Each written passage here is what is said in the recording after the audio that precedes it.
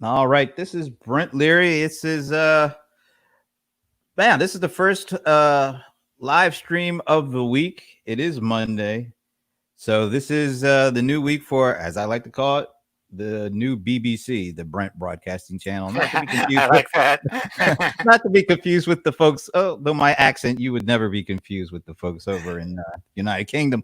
But back with me right now is Ron Miller. Ron is a buddy of mine. I've known him for at least a decade. And over the last several years, of course, he's been writing the enterprise tech guy for TechCrunch. So, hey, Ron, it's always a pleasure to speak with you. Oh, thanks for having me. Always fun to be here. Even though you are one of those notorious Boston fans that I truly, really don't get along with too much. There's no sports right now, so we have nothing to argue about. That's true. Although I know you're a big baseball guy. Did you check out any of the 30 for 30 yesterday on the long summer that was 1998 with Mark McGwire and Sammy Sosa? I didn't see that, but I remember it. And Yeah. I remember there was talk then about substances being involved, and I don't know how much they went into that, but I remember in one case they found some, like while he was being interviewed, McGuire had some sort of stuff in his locker, and I don't remember what it was, but it was like, it was one of those stuff that you could buy over the counter, but it was still not a, I think it was pretty sure, as I recall, it was a banned substance. And he's just like, he just throw it off. But I mean, the guy could hit. But Sammy Sosa, man, he got big. Yeah. They both could hit, but, they just could hit a little bit better. Well, McGuire, give to his credit, at least, he broke the rookie record with 49 home runs, and I think it was 87 or something like that. Yeah, and he was a big guy, but it went well. And then the A's had Jose Canseco. Right. I'm sure he kind of helped Mark along with certain things, but could have been. But could have been. Yeah, he was anyway one of the big guys in that. I think Jose Canseco.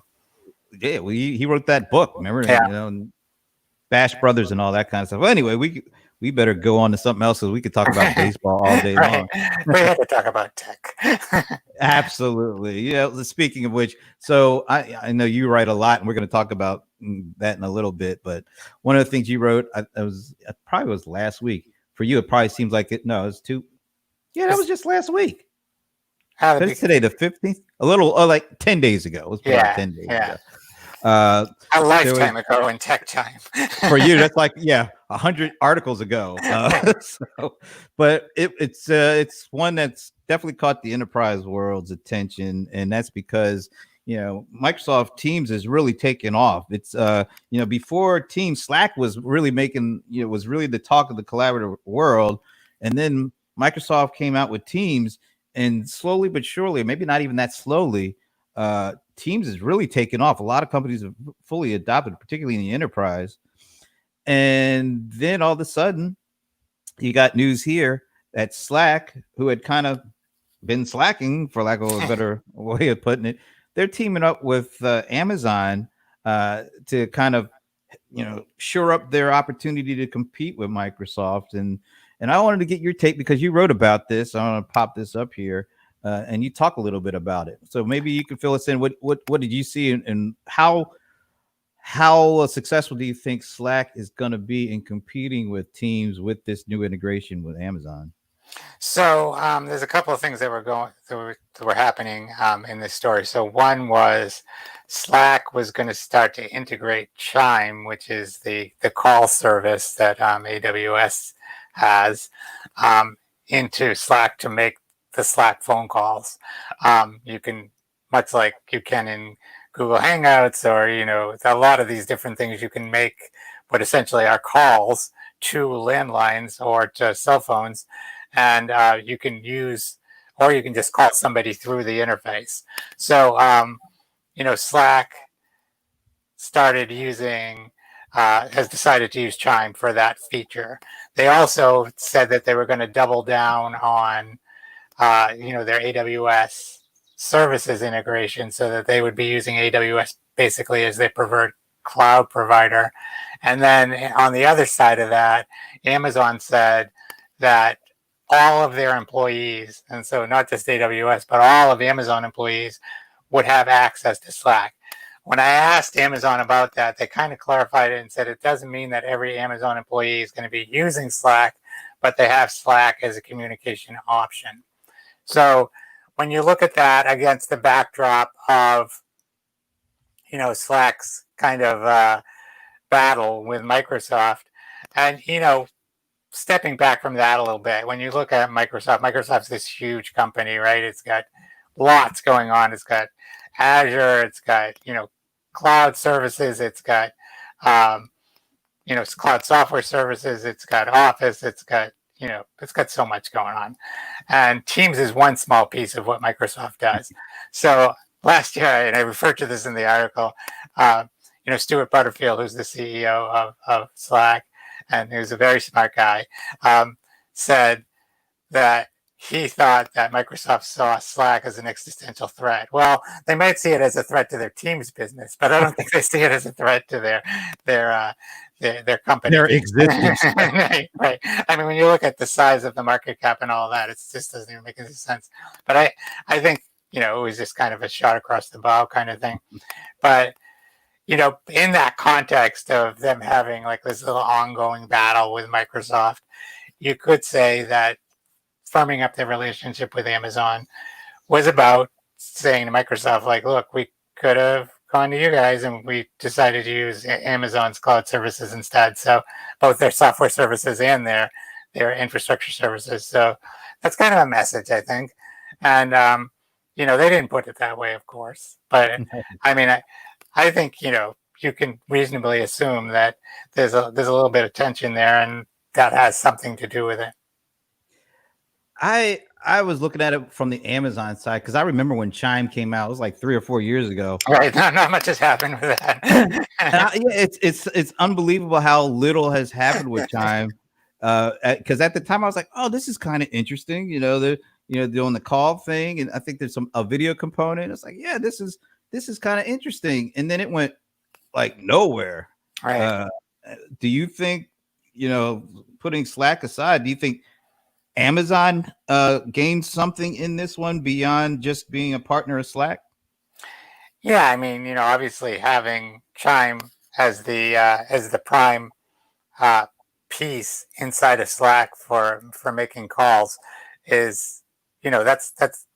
I mean, we're talking about the size of Slack, but Slack's pretty significant. I don't have the DAUs in front of me, but it's a significant company, obviously, and they're obviously doing quite well. And it's tough to compete against a giant like Microsoft, and they're holding their own. So having them, which is a significant company, using Chime, I think is a big deal for AWS because it will. I mean, assuming things go well and it's a good integration, then that's going to be a good proof point for their salespeople to go out and say, look, it's in Slack. It's what Slack uses, and it works great. Or it doesn't.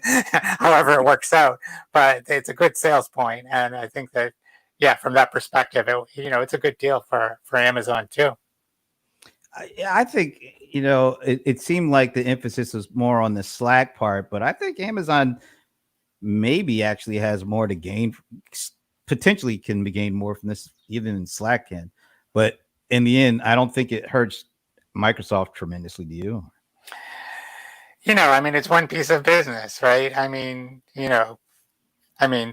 whether Microsoft got that business or not, I'm sure Azure has a call service, and I know they have stuff through Dynamics and all of that. But that losing that business isn't going to, it doesn't significantly impact Microsoft.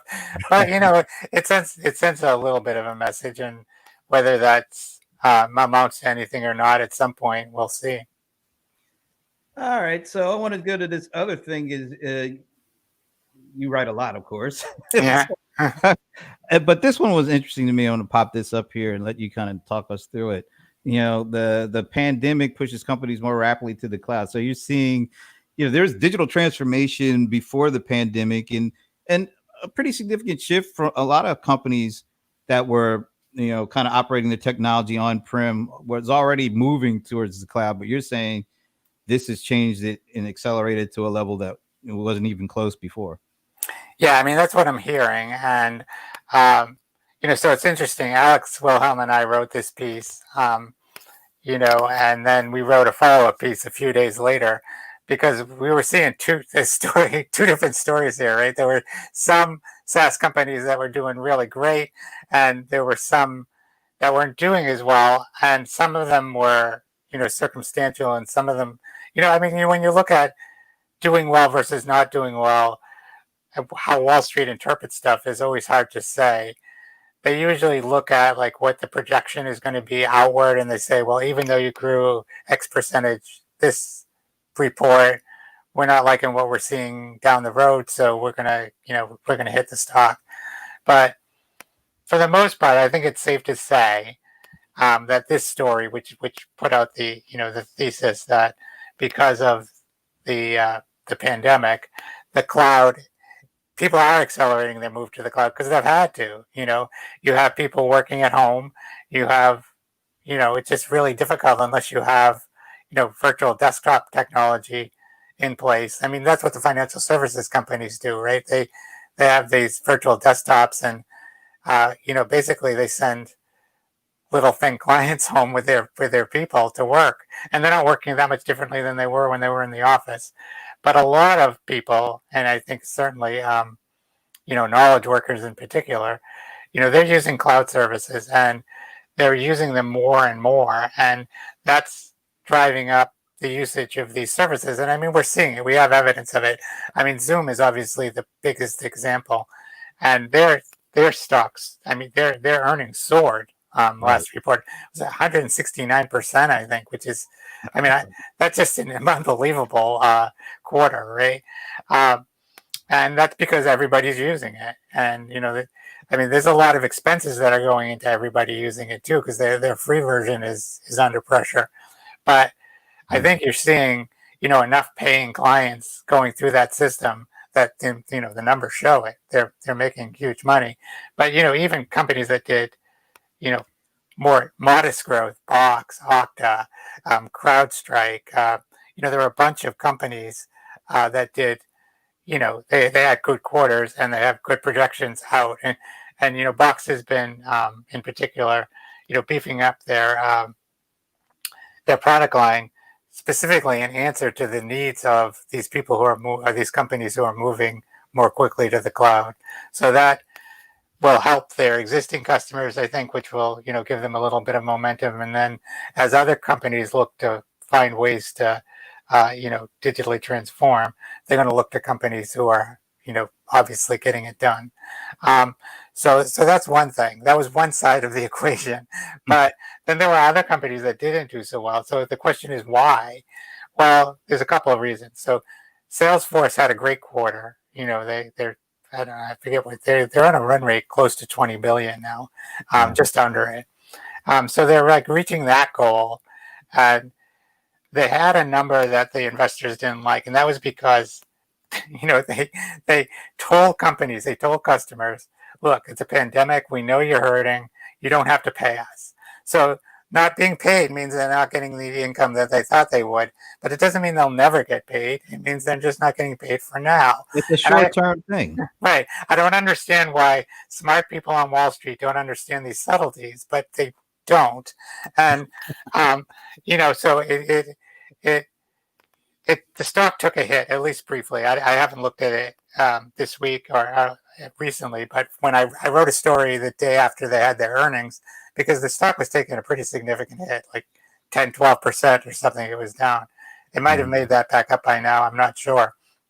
But, the fact that they were being decent, they should be rewarded for that. They shouldn't be slammed for it. But, that's the way the financial markets work. But it's not only just being decent, it's being smart, because if your customers, are taking a hit, they can't afford to pay it, but you don't want to have to, go and try to find new customers. Just work with the ones you have and, give them a little break so that they will, once things get better, they're still, on the roll there. So it just makes a lot of sense to me. And I don't understand how a lot of the financial analysis doesn't take that into consideration more. Absolutely. I mean, you're taking care of your customers, and that's something we talk about all the time, right? Customer Right. experience, and what's a better part of the customer experience than how you treat your customer, right? I And if call you it the I call it the when the chips are down theory. It's like, it's easy to be your customer's buddy when things are going great, but when right, things are tough, and it's not even their fault, it's tough. right. I And mean, it's a yeah, pandemic, right. So everybody shut down. I mean, there's yeah, some companies that are doing well for whatever reason, but I mean, if you have something that's related to the restaurant industry or mm, travel, you know, brick and mortar retail. I mean, these kinds of things they're getting killed right now, and there's just no way a reasonable vendor can expect that they're going to be able to pay their bills when they're just getting slammed, and they're just not getting any business. I mean, especially look at the travel industry. There's just nothing happening, or very right, little.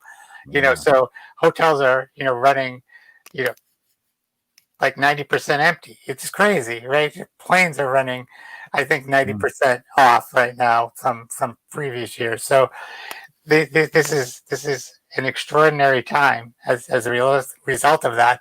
And I think, if anything, you know, investors looking at the long term, as you say, you're trying to maintain that relationship with your customers so you don't have to start from scratch again. mm. Yeah. What is it? It's like 7, 8, 10, maybe even upwards of 15 times less expensive to keep a customer on board than it is to try to get new customers. So Yeah, I don't know what the figures are, but it just makes sense, right? yeah, And I mean, they're a company that particularly is about trying to get that message out. So if they don't live it, then that's they have to walk the walk and talk the talk, right? If they right. talk the talk. So, that's why. I mean, I think it just makes sense to them from a business perspective. But there were a couple of others that didn't. Just to finish up the follow up SaaS story. Slack and Smartsheet had some projections that Wall Street didn't like. Again, I think that growth rates were both up over 50%, but in terms of an earnings piece, which is what you want to see, but like they have this like expectation, and I'm sure they have spreadsheets and how they come up with these numbers, but if for whatever reason they don't meet that expectation even by a little bit, then that's considered missing your mark. And if you miss your mark, that's a mark against you. Right. It is fascinating to see how that goes on. You think you did good, but you didn't meet the expectation, and that's the driving force for that stock market activity. But anyway, so I wanted to pick your brain on this one too.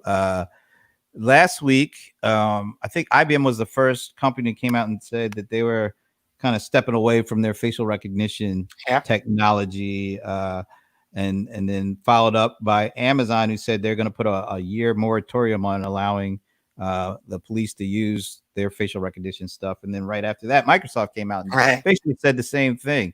What are your thoughts on this? Is this something that do you think is just a short term thing, or is this something that there's a lot of change in the air right now, there's a Right. lot of Absolutely. change? So is this kind of another part of this change, or is this something different, or what do you think what's going on with this is?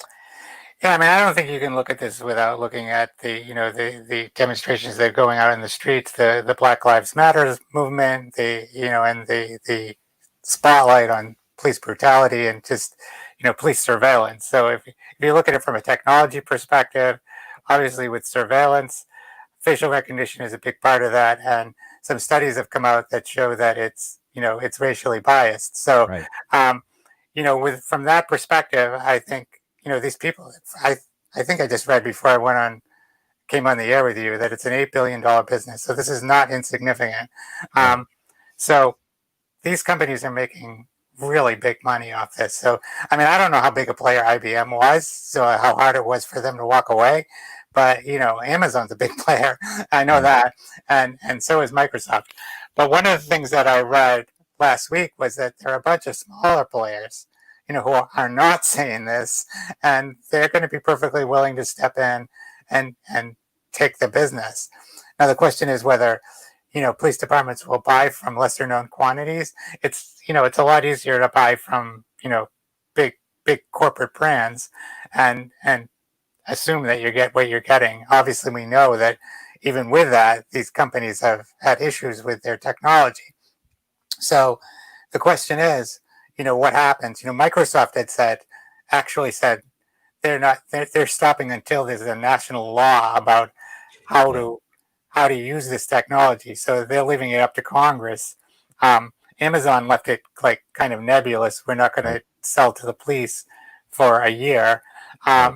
So, there's these kinds of different things going on. I think what we need to do is we really need to look at this technology and, all artificial intelligence, because we've seen, for as long as we've been seeing artificial intelligence start to rise up in the last 5 years, we've been seeing, issues of bias. And, I remember I went to a conference, this was several years ago, and, they were talking about that bot that they put on, that Microsoft put on. I forget what it was called. And it went with a T. But it got trained so quickly to be a racist bot. Right, exactly. Unbelievable. Exactly. Right. So, but I was talking to people at that conference about this, and one of the things they said to me was, look, if there were women and people of color on the engineering team that created that never would have happened, because they would have anticipated it. But, I don't think the people who created it were malicious, but they have, bias, because bias is by its nature unconscious. And so we need more diverse groups of people in the conversation to help prevent this kind of bias from creeping into the software.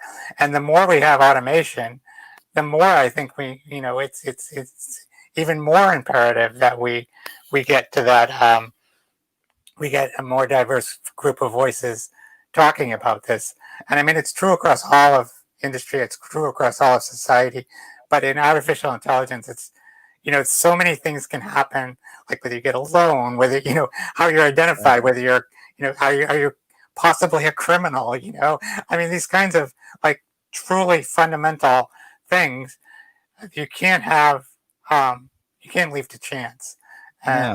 And I think it's good that, these companies are at least recognizing that. I hope they're not just paying lip service. I hope, we're starting to see, companies recognize the need for much more diverse workforces.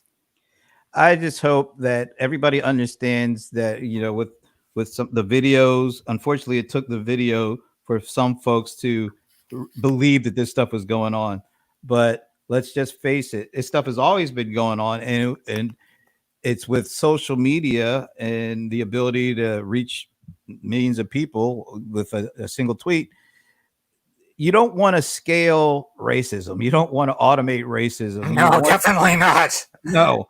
So it's really important to get this stuff right. And I applaud all three of the companies, although like you said, I don't know how much IBM was doing in this area, but I know Amazon was like the poster child for right. And it's not like they stopped taking the business. It's not like they said to their existing customers, "Oh, we're not going to let you use this recognition software anymore." They just said they're not going to sell any new software.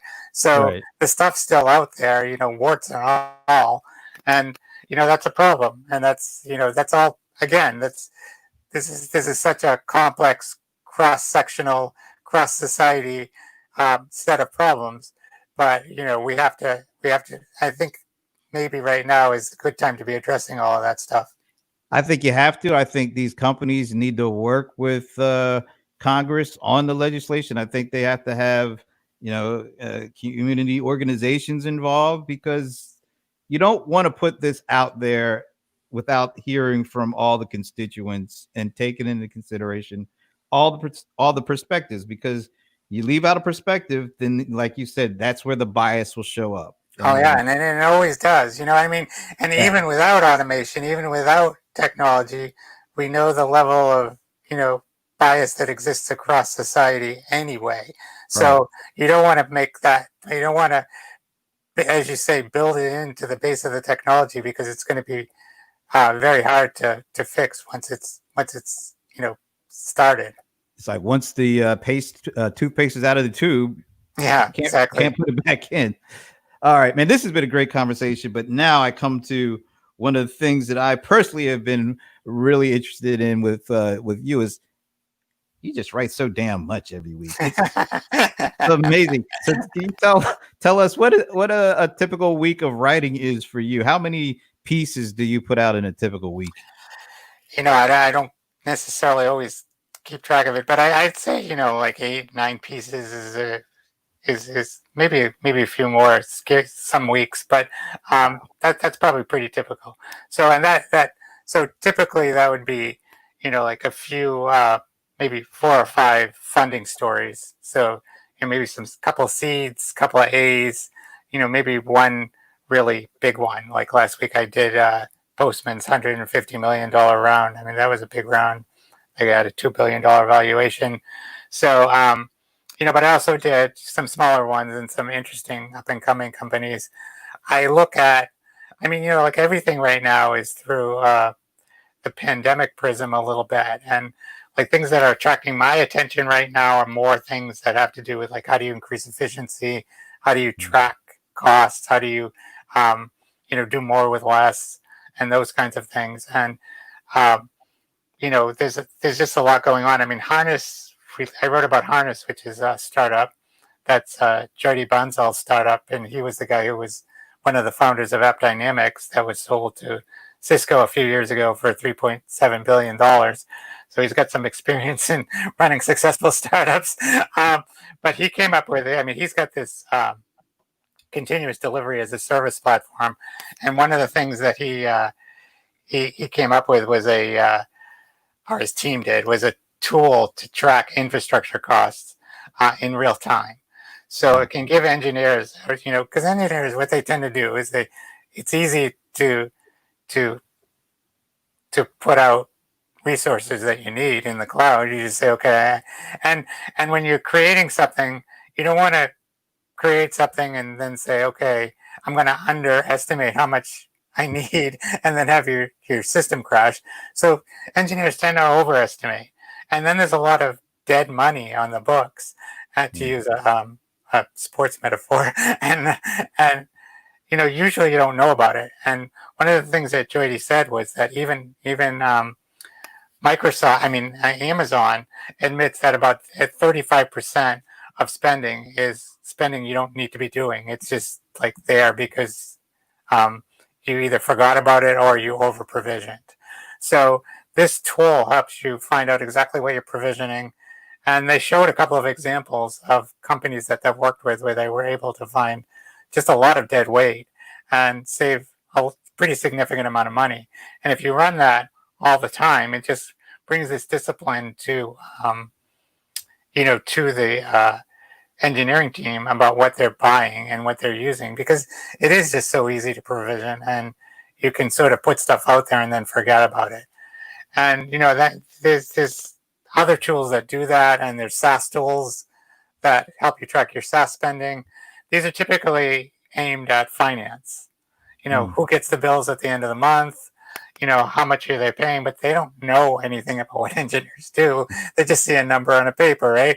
Oh, they spent, $3 million last month on AWS. I guess they needed it, or they go to the engineering VP and they say, like, why the hell did you spend $3 million at AWS?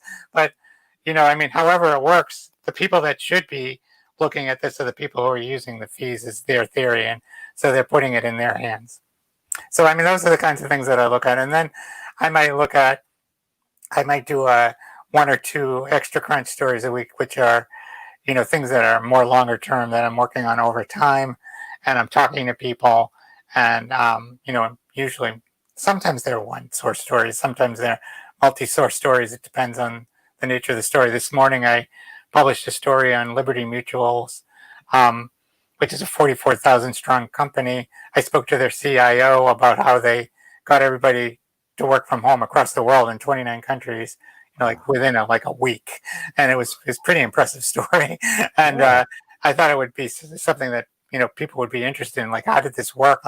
So this was back end stuff. They had to get their infrastructure in place as an IT department. This was, how do you get computers into the hands of people? again, they had laptops in Europe, and then they had the customer service people they used. They got thin clients that were fully equipped with their whole customer service package. Their engineers all had laptops. I mean, there was a whole range of things how they did it, but it was a pretty interesting story. And they set up a dashboard so they could monitor spikes in like VPN usage, and then whatever it is, whatever service, whatever IT service was being used and is being used more intensely than ever, they were monitoring it. So those kinds of stories take more time. They take more time to write. So that's kind of what a typical week looks like. Then there's sometimes, obviously there's breaking news that happens. A company gets sold, or something happens. An executive leaves, an executive gets hired. There's all kinds of things that happen. So those kinds of news stories as well get published in a week. So depending on how many of those there are, and how many embargoed stories, which are stories that somebody will come to me and say, we have a funding announcement coming up on X date. Do you agree to the embargo? Which is, I agree not to write about it until the date. There's a number of those stories. There's a number of news stories, and there's a number of ongoing TechCrunch stories. So that's kind of the range of how I work. Wow. So give us a sense for how long it takes for you to write one of your the regular, not for extra crunch, but for your regular kind of stories. Yeah, the news articles, those obviously have to go out fast. So, probably less than an hour, maybe a little more. It's usually like 1 to 2 hours for, a story from the time I, getting it written, getting it into WordPress, polishing it, putting tags on it, keywords, and pictures, links, formatting, all of that stuff that has to get done in WordPress. So, there's the writing part, and then there's the polishing part. So it depends. If it's something that has to go out, it tends to go out quick, and then I go back and fill in. And if it's something that's not quick, then I write it and then format it and polish it and get it out as quickly as I can. Usually the embargoed stories, which I try to keep to 2 in the morning. Sometimes it's 3, but those I'll write that morning. So that tells you, if they have to go out by 9 or 10, I have to be up, at 8 to write them. Wow. And these are typically about what, 400 or 500 words? Yeah. That's funding stories tend to be around 500 words. Man, that's great.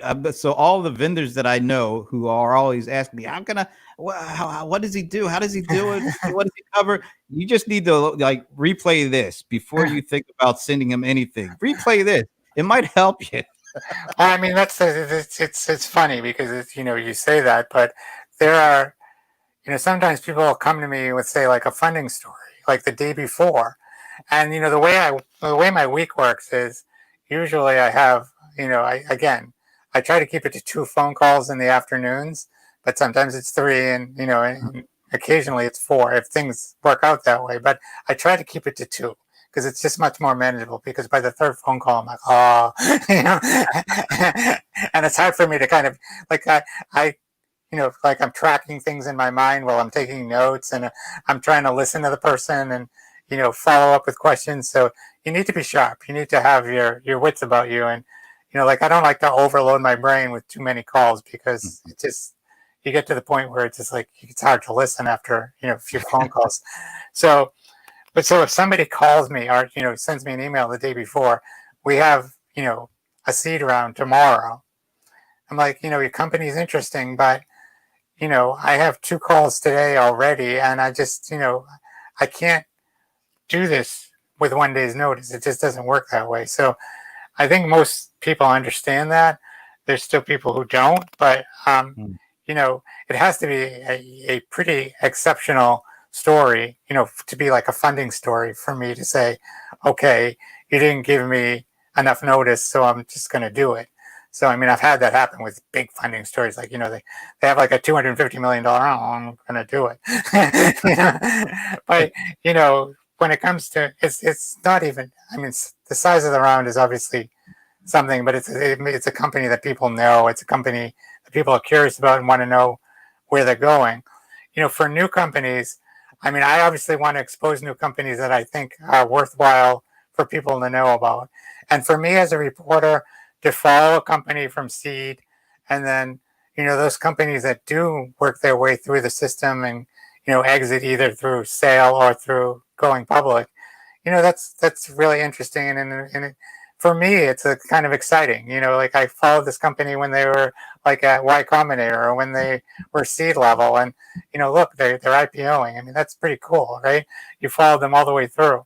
So, and then of course, that's just the next stage to they become a public company, and then there's a whole new level of coverage that comes with that. So, for me, it's I try to get to as many of the early ones as I can, because it's that's really what it's about. You want to have the fresh ones, and you want to have the Microsofts and the Amazons and the Googles too. It's just like a balancing act.